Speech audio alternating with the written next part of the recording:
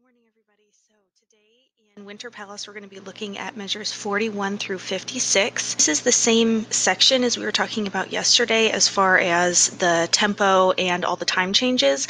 So I'm not going to go through measure by measure with a counting like I did yesterday. Just copy and paste anything from yesterday as far as counting goes onto the measures today. Let's go ahead and get started. First, violins. So we're starting at measure 41, and you'll notice that these first measures 41 through 47 are marked Sul G. You can see it says Sul G, and then there's that dashed line that goes all the way through measure 47. That means all of these notes are going to be played only on the G string. So we're going to have to add in some fingerings for these shifts. In measure 41, I want you to shift up on the D to third position. And then in the next measure 42, we're going to shift down to first on the C sharp. Measure 43, you're going to shift on the F natural up to fourth position. So that'll be a third finger. So those first measures are going to look like this. Okay. Going to the next line, measure 44, shift down to first position on the C sharp again. And then 45, shift up on the G with a fourth finger. This is back into fourth position. Finally, stay in fourth position all the way through 47, except the last three notes, we're going to go back into first position on that open A. As far as the counting goes, your part today is very similar to what the cellos had yesterday. This is the melody. That takes us to the end of the Sul G section. The rest of it is pretty straightforward until the very last measure, measure 56. What we're going to do here is we're going to add a divisi part for the first three notes an octave lower. So I'm looking at measure 56. The first three notes are G, A, and B flat. So if you're an inside player, you're going to play those notes down the octave. So I've just written them in.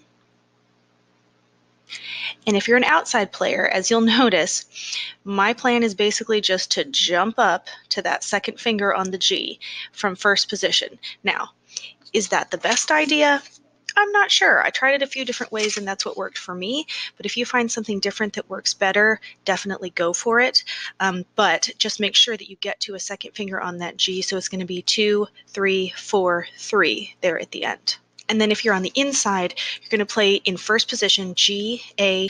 I would recommend shifting to third position on the B flat, and then playing the C sharp. I just want to talk you through some of these shifts into fourth position. So the first shift to fourth position happens in measure 43. So you're shifting from first to fourth, and the note is F natural. So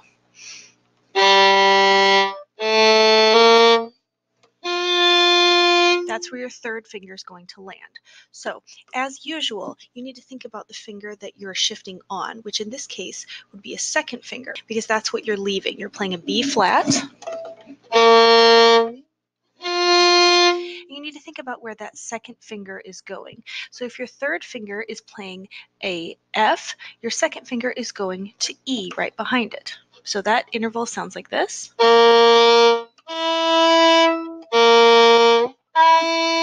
And then you would set your third finger down for F.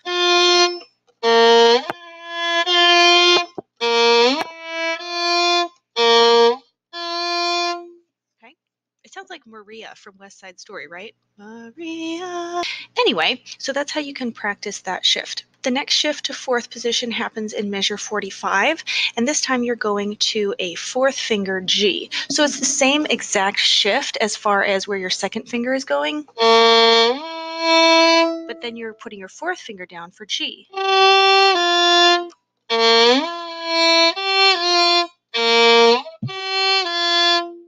So that's how I'd recommend practicing that. Just like any other shift, you practice where your shifting finger is going and then set down the finger that you're going to and then slowly take away that intermediary note. Finally, I want to talk about this measure 56 for the outside people. You're shifting from a fourth finger to a second finger. Now, like I said, I'm just doing a big jump. That may not work for you, but you can use the exact same process. If you want to get into third position before the big shift, be my absolute guest. You're technically going into eighth position here. If you're on the inside, you're just going to stay in first, third, and then there's that step and a half going from B flat to C sharp. Now we're just going to set the metronome at 180 to the eighth note like we did yesterday, and I'm going to play through this. And 2 and 3 and 4 and.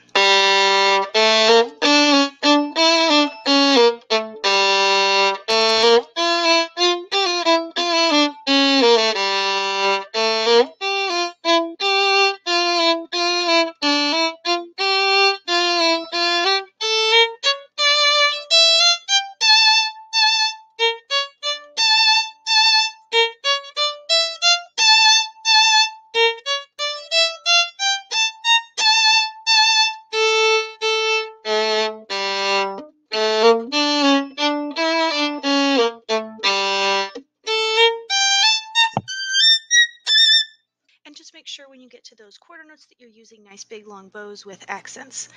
Okay, good luck, and I will see you back here on Monday for the next part. All right, second violins. So throughout this part, you've got a lot of down bows, and I think in the energy of this part, we're going to go ahead and do these non-divisi. So non-divisi starting at 41, and that's going to last all the way through 50. And then starting at measure 50, that's the 9/8 measure, we're going to go back into divisi inside-outside. It's going to be really important that you guys keep track of the number of beats in a measure or the number of eighth notes in a measure through here, because you're playing on the offbeat, but that offbeat is going to change based on the time signature. What I would recommend is actually putting a physical movement with that eighth rest so that you can keep track and make sure that you're counting each one. And the movement I would recommend is setting your bow back down on the string. And you'll see that in a minute when I demonstrate. Other than that, this section is pretty straightforward. You come back in with the melody at 53, which is the exact same thing you had at 29. So we're going to go ahead and set the metronome at 180 and play through this. And 2 and 3 and 4 and.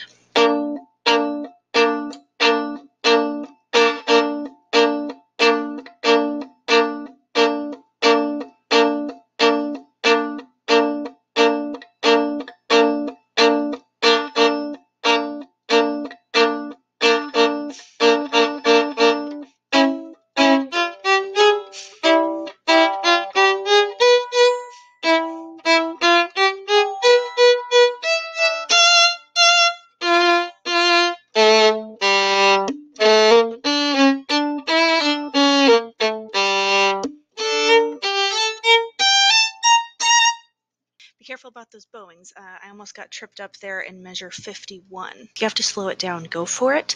Other than that, I don't think this section is going to give you too much trouble. I'm happy practicing, and I will see you on Monday for the next part. All right, violas. So throughout this section, you've got a lot of double stops, and I think in the spirit of the kind of aggressive feel that is in this part, we're going to do it non-divisi. So go ahead and mark non-divisi, which means you will play both notes starting at 41, and that's going to last through this entire section until the very last note in 56. Go ahead and do that divisi. Reason being, otherwise you'd have to hop from a low one to a regular one. Other things I want to mention are the bowings. Steffi put the bowings in here. Make sure that you follow them. Sometimes they can be a little tricky. In measure 50, fingering that I'm using is regular one, low one, regular one for the E, D sharp, E, and then low 2 for the F and low 4 for the G sharp. The reason for that would be in measure 51, if you continue to use a low 4 for the G sharp, it makes it easier to play that pattern at the end of the measure. So I'll just show you the fingering that I'm doing in measure 51. So 1, 1, 1, low 2, low 4, 2, 3, low 4, so that you don't have to be doing 3, 3 on that last part. The only other thing I wanted to mention was, since you're playing on the offbeat in this part and the time is changing almost every single measure, it's going to be extremely important that you keep track of those eighth notes and the eighth rests. What I would recommend is setting your bow on the string in time during the rest, and you'll see me do that in a second. It'll just help put emotion with the rest so that you're not kind of counting in thin air, and you can actually feel something happening on the beat and off the beat to help you keep track. Other than that, we're going to set our metronome at 180 and play through this part. 2 and 3 and 4 and.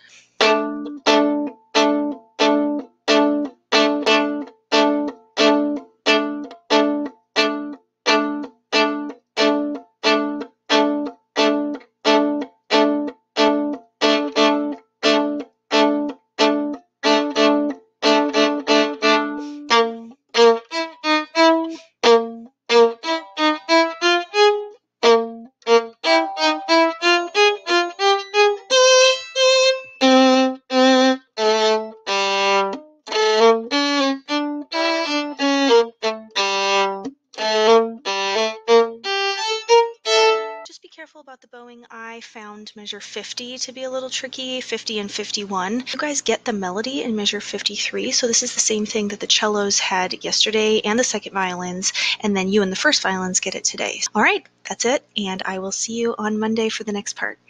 Cello bass. So this part is so cool today. You guys really got a good deal on this. Just a couple things I want to point out before we get started. Take a look at the group of 3 eighth notes in measure 42, G, C sharp, B natural. Then look at it in measure 46, G, C sharp, B flat. Okay, and there's a lot of moments like that. Again, look at measure 41, the second beat, you've got G to F sharp. Now look at 47, G to F natural. Basses, you're probably looking at 56. Yes, go ahead and just play that. So the notes are G, A, B flat, A. Go ahead and just play that starting on open G. And then cellos, if you need to take that last A down the octave, because this is treble clef, if you need to take that last A down the octave, go for it. So you just return, you go G, A, B flat, and then return to the A that you just came from. Okay, other than that, the counting is the same as yesterday with all the time changes. The melody that you had yesterday comes back in at measure 53. Set your metronome at 180 for the eighth note, and we're going to play through this. 2 and 3 and 4 and...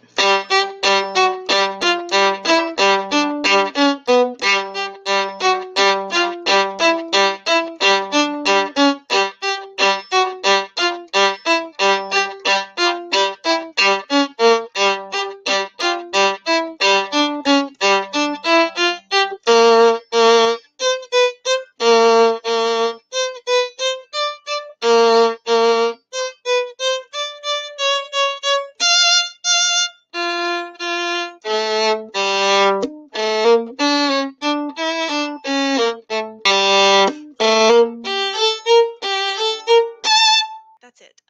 Some of these bowings are a little tricky. Just make sure that you're following what's printed, especially in measures like 49 where you've got the double up. But other than that, happy practicing, and I will see you back here on Monday for the next part.